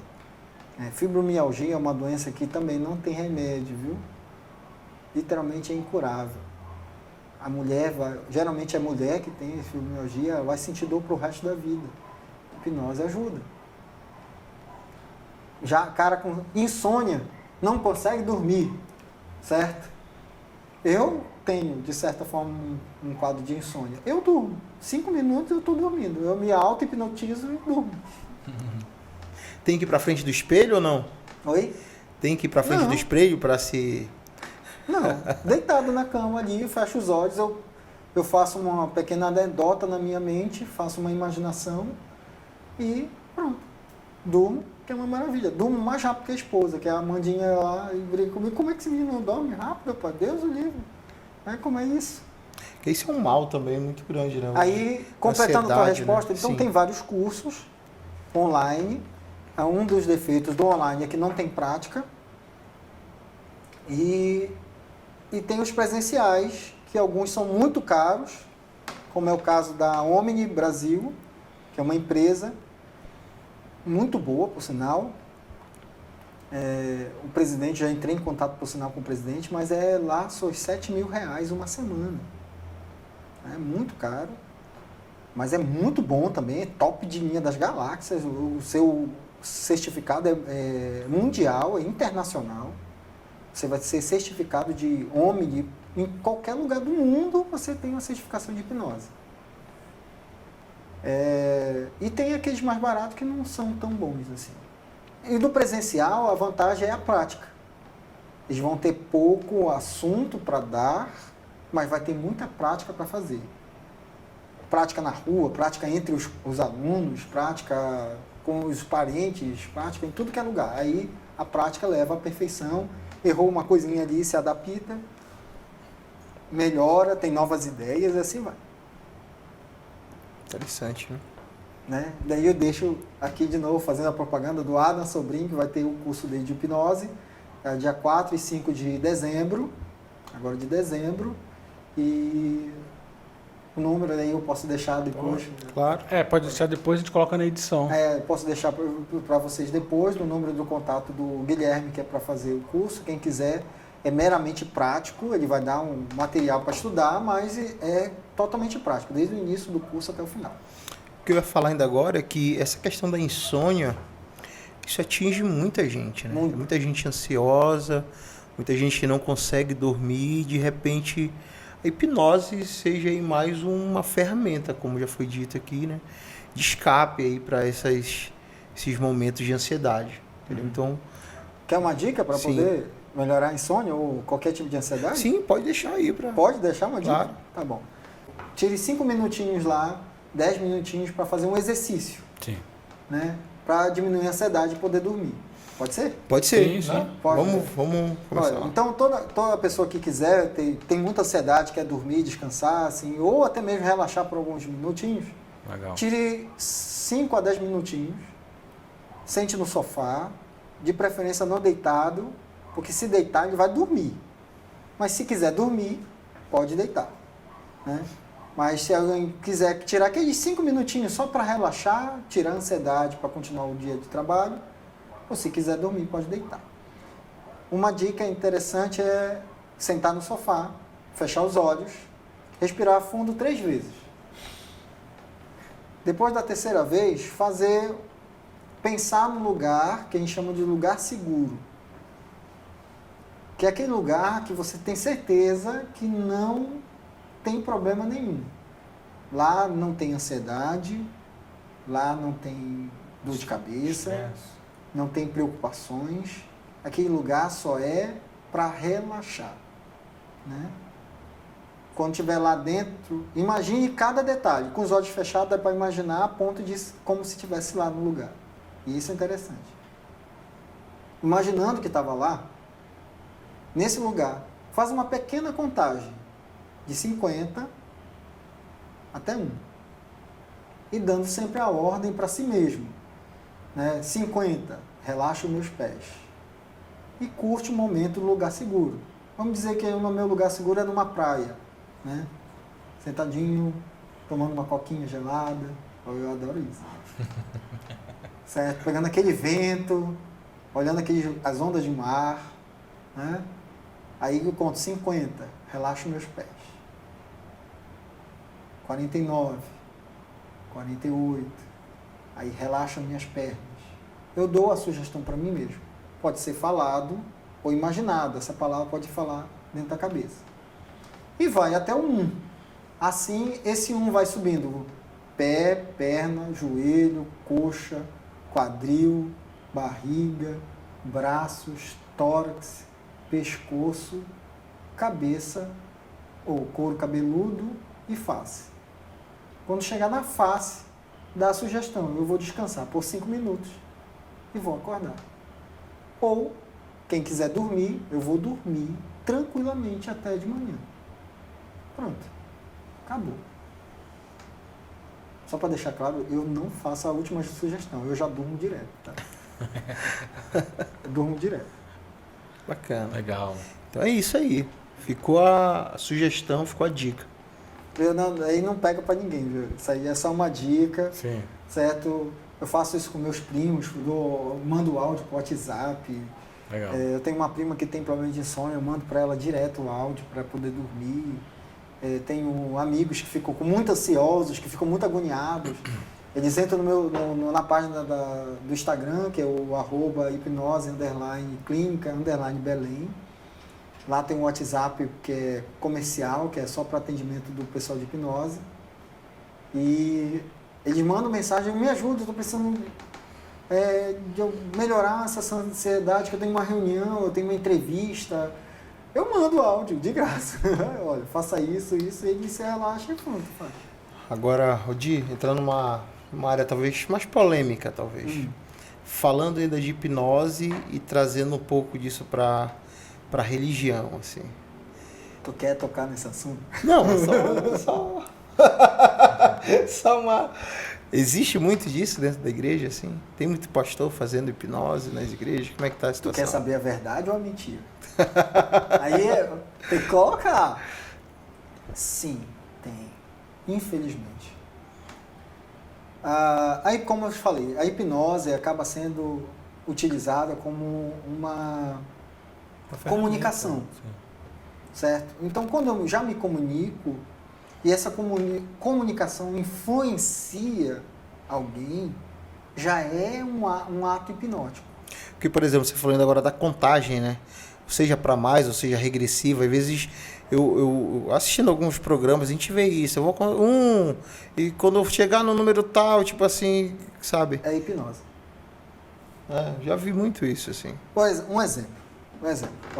Tem muitos pastores que utilizam o tom de voz autoritário. Hoje, Deus vai fazer milagres! E começa aquela voz grossa, ou então aquela voz gritada, rouca, dando uma certa autoridade. Essa autoridade influencia. Isso é hipnose. Quando gera uma influência, é interessante que a própria Bíblia vai dizer para nós que quem convence não é a gente. É o que é? O Espírito Santo. O Espírito Santo. Então, quando a gente deixa a palavra convencer, a gente não está utilizando hipnose. É a palavra que convence. Ou seja, a gente vai pegar o versículo, vai explanar aquele versículo, e quando esse versículo, essa palavra, toca no coração de alguém, ela aceita Jesus, sem influência nenhuma. Eu falando normal, como eu estou conversando com vocês, isso é o Espírito Santo falando, é o que a gente crê. Mas existe aqueles que utilizam tons de autoridade, de gritos, de força. Por exemplo, eu tenho um amigo que largou a igreja evangélica, se desviou, como a gente costuma falar, quando ele era de uma igreja batista, era baterista, e tinha feito hipnose, um curso de hipnose comigo, a gente é amigo, tudinho, até hoje eu tenho o WhatsApp dele, a gente conversa muito. Ele estava numa bateria, no louvor, na hora da palavra, um pastor, o pregador, na hora, disse assim, eu vou ver hoje quem tem demônio no corpo, para ser expulso. Por favor, os irmãos coloquem as mãos assim. Aí o meu colega vai, né? Tem uma parte da hipnose que a gente chama de teste de suscetibilidade. Existem pessoas mais fáceis de se hipnotizar do que outras, que entram no processo hipnótico mais rápido do que outras. É como aprendizagem. Tem pessoas que aprendem mais rápido do que outras. Todas conseguem aprender, mas umas mais fácil do que outras. A mesma coisa é o processo hipnótico. Tem pessoas que entram mais rápido no processo hipnótico do que outras. Outras são mais rígidas, tentam analisar demais a coisa e acabam não entrando no processo. Mas todos são hipnotizáveis. Mas tem aqueles mais fáceis. Então, esse pastor manda cruzar os dedos e na hipnose a gente tem esse teste de suscetibilidade. Principalmente aqueles que vão fazer apresentação de palco, eles vão utilizar desse teste para saber quem são os mais fáceis de hipnotizar, para poder utilizar para a apresentação. E estica para frente. Não sei se está pegando aí, Benai. Assim. Né? Aí olhe para um ponto no seu dedo. Lembra que eu falei para Denise? Olhe para este ponto bem aqui. Isso é uma lei da concentração. É uma lei da hipnose, que é a lei da concentração da atenção. Olhe para cá fixamente. Olhe para um ponto nos seus dedos, com o braço esticado. Sem tirar os olhos do dedo, vou contar de 1 até 10. E no 10, vai estar totalmente colado os dedos. Isso é sugestão, é uma pré-sugestão, uma expectativa. Quando eu contar até 10, gera expectativa. Vai colar os dedos. Aí conta, de 1 até 10. No 10, tem 10. Tenta tirar e não consegue. Aí pronto, esse meu amigo enlouqueceu, porque a gente aprende isso no curso de hipnose. Tenta tirar e não consegue. Tá vendo? Quem descolou? Os que descolaram são aqueles que não têm uma concentração muito grande. Então eles têm uma certa dificuldade para entrar no processo hipnótico. Tem que ser outras técnicas para fazer eles entrarem. Então não que ninguém entre. Não tem ninguém esse que não entre em hipnose. Todos entram. Mas tem alguns que são mais fáceis, outros mais difíceis. E esses mais difíceis a gente utiliza outras técnicas para eles entrarem. E tem aqueles mais fáceis. E teve aqueles que colaram. Olha só quantos estão com demônio. Venham cá, meus filhos. Venham cá que eu vou expulsar esse demônio. Eles colocam a mão na cabeça. Eu vou orar. E quando eu terminar a oração, olha só. Aí já não é contagem. É uma expectativa sem contagem. Quando eu terminar a oração, você vai descolar os dedos e o demônio será expulso da sua vida. Esse meu amigo bateu na bateria, empurrou a bateria, saiu gritando, dizendo que era hipnose que ele estava fazendo. Não, é poder de Deus. Não é. Não é. Isso é uma área difícil, né? Um campo também difícil. Muito difícil. Porque... Eu tive um amigo meu, pastor, que perguntou se eu não usava a hipnose nas minhas pregações. Eu tento não usar, porque por saber fazer, fica vinculado a mim. Então eu consigo influenciar. Querendo ou não, eu consigo influenciar. Sim. Então eu tento não fazer certas atitudes para que o processo hipnótico entre. Eu deixo que a palavra de Deus entre, a pessoa se convença por si própria. Eu não utilizo de expectativa para convencer aquela pessoa, certo? Por isso que muitas das vezes na minha pregação eu não peço para ninguém vir na frente. Quem quiser uma oração, por favor, fique no seu lugar. Eu faço assim. Porque quando a gente pede para vir, você já está influenciando. Já tem uma influência, tá entendendo? Então, é interessante quando isso é espontâneo, como no caso do nosso Celebrar, que aquilo da Maiara foi espontâneo ela ir na frente. Ela se convenceu por si própria. E isso é interessante, quando a palavra convence por si própria, sem precisar do nosso... Pode ser uma festa agora na igreja, é isso que o Odilavo está falando. Então vieram algumas pessoas à frente que queriam, né? Enfim, ter esse encontro com Cristo ali e tudo mais. Então, quando você dá uma expectativa e essa pessoa é influenciada por essa expectativa, é hipnose. Infelizmente, é duro dizer isso, certo? Tem muita gente, dos meus colegas hipnólogos, que perguntam por que eu ainda sou pastor de igreja evangélica, porque eu ainda creio nisso. Porque eu não creio na igreja. Eu não creio na igreja em si. Instituição, você está falando, na instituição. Né? Entendo. Seja ela Assembleia, Adventista, Batista, não importa. Eu creio no Deus da instituição. E eu sei que ele tem poder e que ele pode fazer alguma coisa. Então é por isso que eu ainda sou pastor, é por isso que eu ainda tenho uma influência, né, da igreja. Nós tivemos um problema em janeiro, você mesmo disse para mim, pastor, o senhor tem uma influência dentro da igreja. Né? Então, eu tenho essa influência e eu tenho que usar para o bem. Como muita gente utiliza para se beneficiar, eu uso para o bem, para ajudar pessoas e outras coisas. É interessante falar disso, porque, na verdade, tudo está atrelado, né?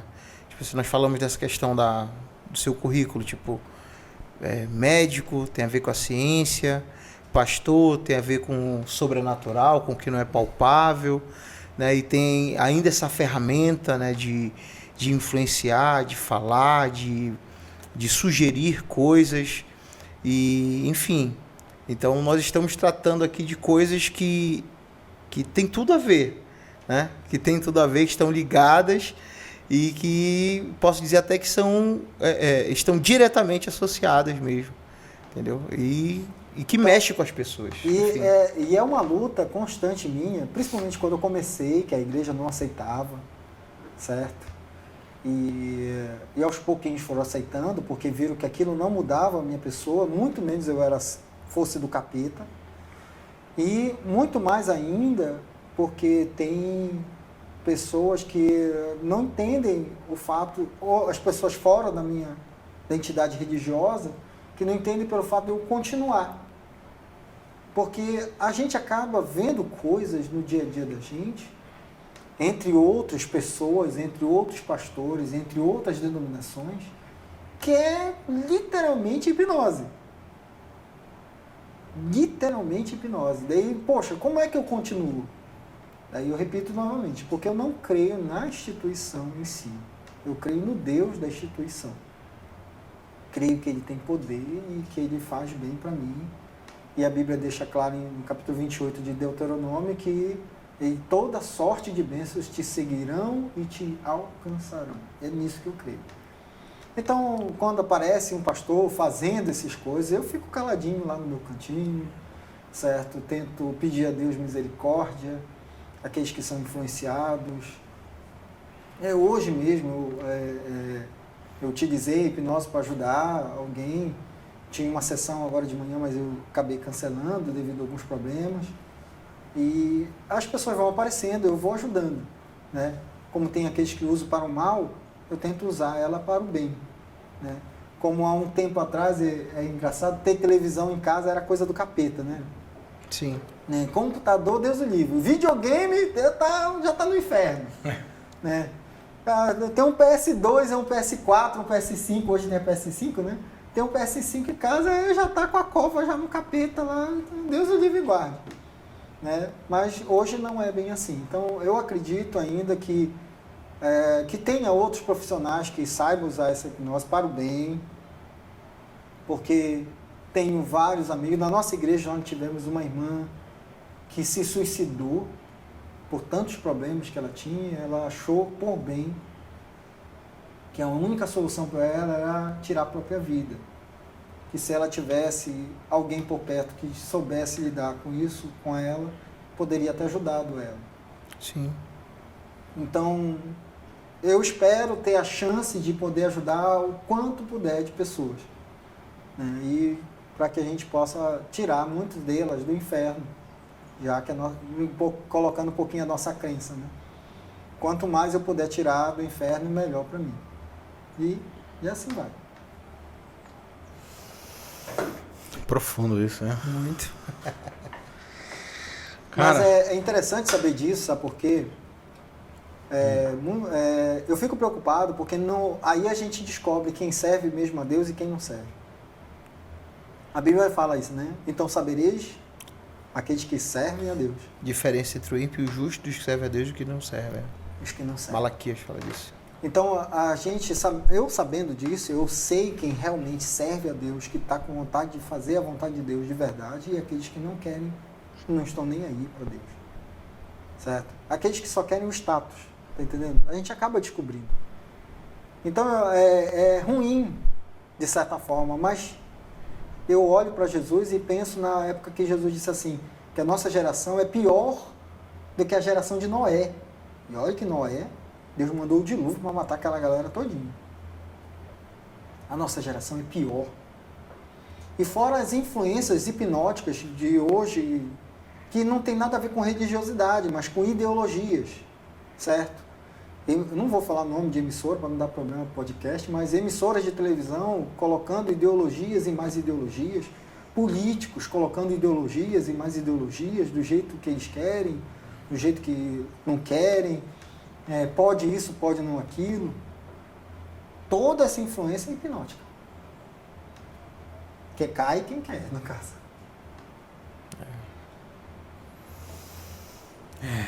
Tudo bem. Essa é profunda, essa doeu, né?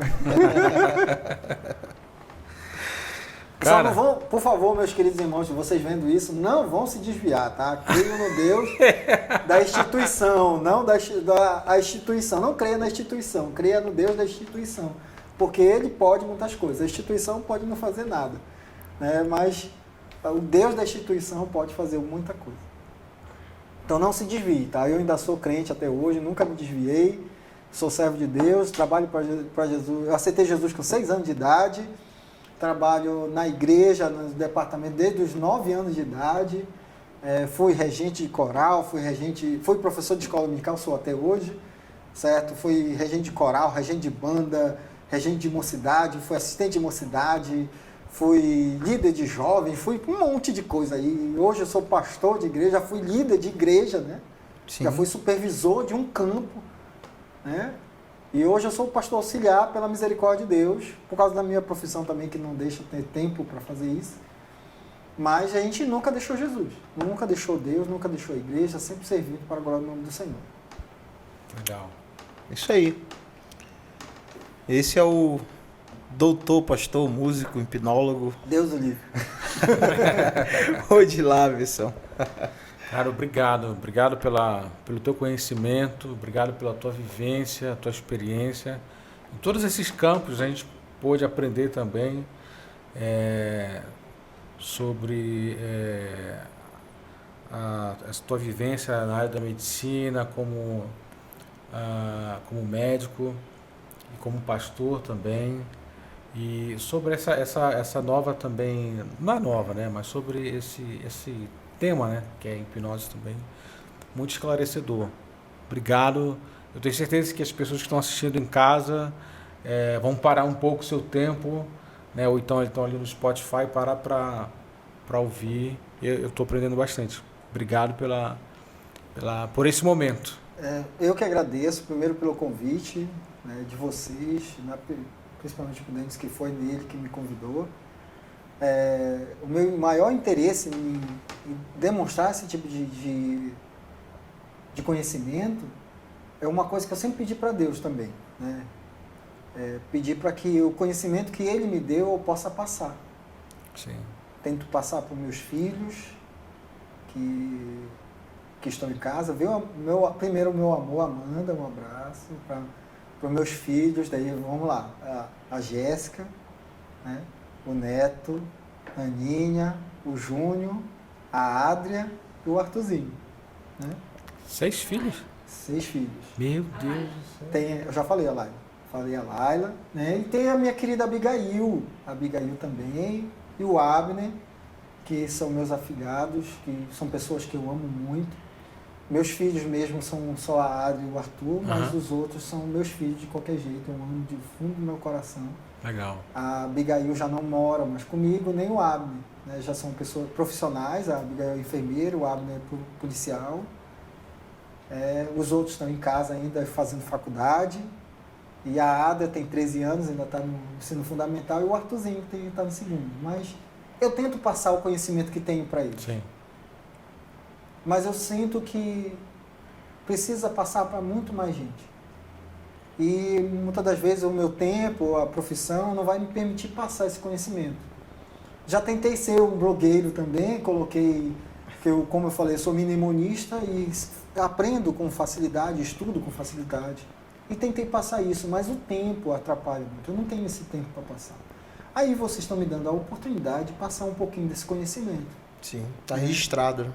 Registra, deixa no Spotify aí, deixa na internet, para quem sabe querer aprender um pouquinho mais, tirar as dúvidas, quem sabe passar por um processo hipnótico, quem sabe já procurar um dos lugares que eu trabalho com ultrassom para ir fazer os exames, certo?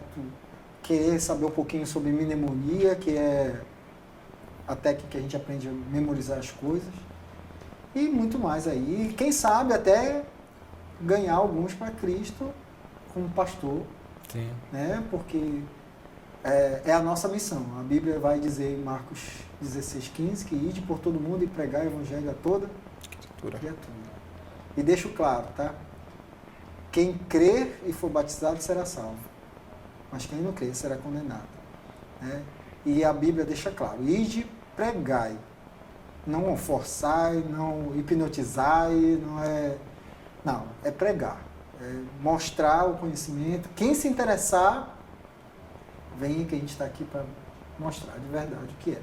Quem não se interessar, tudo bem, fica a seu critério. Todo mundo tem a sua liberdade, tem o seu livre-arbítrio. Muito obrigado pela oportunidade, obrigado a vocês, é um prazer te conhecer. E eu vou ouvir teu negócio lá de trompa, porque eu gostei muito. Não, Legal, é sério. Sério, eu gostei. Aquela da nova academia de polícia foi top, viu ali. Foi muito top. Não, gostei. Beleza, na edição vamos deixar o comentário, o contato, né, do Odi, se alguém quiser entrar em contato para alguma sessão. Tem o comercial que posso te dar, tranquilo, que é o Hipnose Clínica A gente pode colocar na descrição do vídeo também. Tudo bem. Isso. Bem, então é isso, nós vamos ficando por aqui. Esse foi o nosso convidado de hoje, o Dr. Odilávios. Então, realmente uma honra tê-lo aqui. Muito obrigado mais uma vez, Odi. E realmente esse momento foi de muito aprendizado para todos nós. Valeu, obrigado. Se inscreva no nosso canal no YouTube. Você pode seguir a gente também no Instagram, que você vai receber todas as atualizações, os nossos convidados, e no Spotify DS Podcast. Um grande abraço e até a próxima. Valeu.